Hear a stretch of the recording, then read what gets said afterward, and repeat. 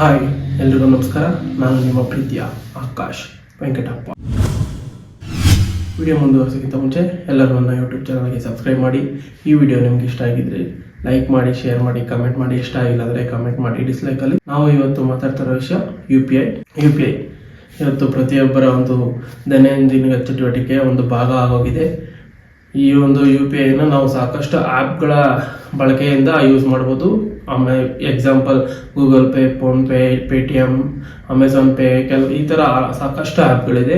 ಅವೆಲ್ಲವೂ ಒಂದು U P ಐಗೆ link ಮಾಡಿ ನಾವು ಪೇ ಮಾಡ್ಬೋದು. ಇವಾಗ ನಾವು ಯು ಪಿ ಐ ಬಗ್ಗೆ ಏನು ಮಾತಾಡ್ತೀವಿ ಅಂದರೆ ಯು ಪಿ ಐಲಿ ಆಗ್ತಿರುವಂತಹ ಬದಲಾವಣೆಗಳ ಬಗ್ಗೆ. ಯು ಪಿ ಐಲಿ ಸಾಕಷ್ಟು ಬದಲಾವಣೆಗಳನ್ನು ಮಾಡೋಕ್ಕೆ NPCI national payment corporation of India decide ಮಾಡಿರುವಂಥದ್ದು. ಈ ಒಂದು ಬದಲಾವಣೆ ನಮ್ಮ ದೈನಂದಿನ ಒಂದು ಪೇಮೆಂಟ್ಗಳೇನಿರುತ್ತೋ ಅದರ ಮೇಲೆ ತುಂಬಾನೇ ದೊಡ್ಡ ಪರಿಣಾಮವನ್ನು ಬೀಳುತ್ತೆ.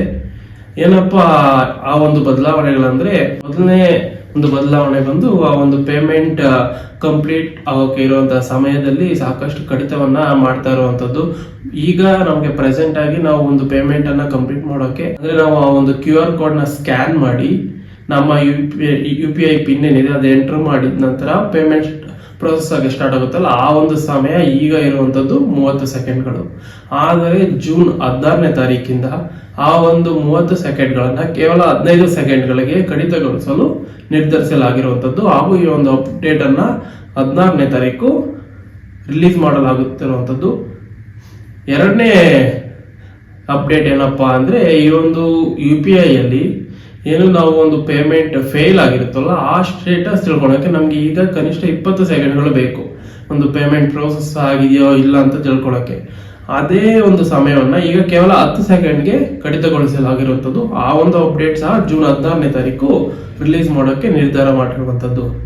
ಮೂರನೇದು, ಇದು ಎಲ್ಲರೂ ಫೇಸ್ ಮಾಡಿರುವಂಥ ಇಶ್ಯೂ, ಸರ್ವರ್ ಇಶ್ಯೂಸ್. ನಾವು ಎಷ್ಟೋ ಬಾರಿ ಪೇಮೆಂಟ್ ಮಾಡೋಕೆ ಹೋಗಿರ್ತೀವಿ, ಸರ್ವರ್ ಇಶ್ಯೂ ಇರುತ್ತೆ. ಒಂದು ಬ್ಯಾಂಕ್ ಆಗಿರಲ್ಲ, ಇನ್ನೊಂದು ಬ್ಯಾಂಕ್ ಇರುತ್ತೆ. ಇನ್ನೊಂದು ಬ್ಯಾಂಕ್ ಸರ್ವರ್ ಇಶ್ಯೂ ಆದ್ರೆ ಇನ್ನೊಂದು, ಆ ಥರ ಎಲ್ಲಾ ಬ್ಯಾಂಕ್ಗಳು ಒಂದಕ್ಕಿಂತ ಸರ್ವರ್ ಇಶ್ಯೂ ಆಗಲ್ಲ. ಕೆಲವೊಂದು ಬ್ಯಾಂಕ್ಗಳು ಸರ್ವರ್ ಇಶ್ಯೂ ಆಗುತ್ತೆ, ಒಂದಕ್ಕಿಂತ ಯು ಪಿ ಐ ಸರ್ವರೇ ಡೌನ್ ಇರುತ್ತೆ. ಸೊ ಈ ಒಂದು ಸಮಸ್ಯೆಯನ್ನ ಗಂಭೀರವಾಗಿ ಪರಿಗಣಿಸಿ ಈ ಒಂದು ಸಮಸ್ಯೆಗೆ ಪರಿಹಾರ ಏನಂದ್ರೆ, ಯು ಪಿ ಐ ತನ್ನ ಸರ್ವರ್ ಅನ್ನ ಅಪ್ಗ್ರೇಡ್ ಮಾಡ್ತಾ ಇದೆ. ಅದೇ ರೀತಿ ಪ್ರತಿಯೊಂದು ಬ್ಯಾಂಕ್ಗಳಿಗೂ ಸಹ ತಿಳಿಸಲಾಗಿರುವಂತದ್ದು, ಅವರ ಒಂದು ಸರ್ವರ್ ಅನ್ನ ಈ ಒಂದು ಯು ಪಿ ಐ ಸರ್ವರ್ಗೆ ಮ್ಯಾಚ್ ಮಾಡೋ ರೀತಿ ಅಪ್ಡೇಟ್ ಮಾಡ್ಕೊಳ್ಳೋಕೆ ತಿಳಿಸಲಾಗಿರುವಂತದ್ದು. ಈ ಒಂದು ಅಪ್ಡೇಟ್ ಆದ ತಕ್ಷಣ ಏನಾಗುತ್ತೆ ಅಂದ್ರೆ, ನಮ್ಗೆ ಯು ಪಿ ಐ ಯಾವುದೇ ಸರ್ವರ್ ಇಶ್ಯೂ ಇಲ್ಲದೆ ನಾವು ಯೂಸ್ ಮಾಡಬಹುದು. ನಾವು ಈ ಒಂದು ಯು ಪಿ ಐ ಆಪ್ ಗಳನ್ನ ಯಾವಾಗ ಅಪ್ಡೇಟ್ ರಿಲೀಸ್ ಆಗುತ್ತೆ ಆವಾಗ ನಾವು ಫೋನಲ್ಲಿ ಆಪ್ ಗಳನ್ನ ಅಪ್ಡೇಟ್ ಮಾಡಬೇಕು. ಆ ಅಪ್ಡೇಟ್ ಮಾಡಿಲ್ಲ ಅಂದ್ರೆ ನಮ್ಗೆ ಏನೋ ಅವರು ಒಂದು ಬಗ್ಸ್ ಫಿಕ್ಸ್ ಮಾಡಿರ್ತಾರೆ, ಆ ಒಂದು ಇಶ್ಯೂ ನಮ್ಗೆ ಮತ್ತೆ ರಿಪೀಟ್ ಆಗ್ತಾ ಇರುತ್ತೆ ನಾವು ಅಪ್ಡೇಟ್ ಮಾಡಿಲ್ಲ ಅಂದ್ರೆ.